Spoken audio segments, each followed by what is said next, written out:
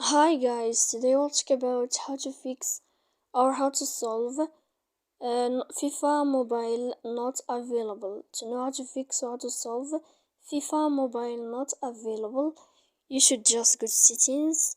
Here in this page we click apps, default apps, app settings. When you'll find this page, you'll search about this window of FIFA mobile. Then this page of app info, you will search about force stop and you click OK.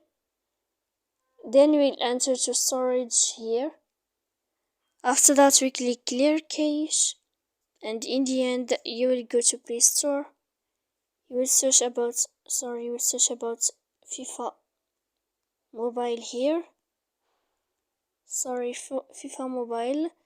When you'll find this, you can update your application on your Play Store here. So please don't forget to support us by like and subscribe.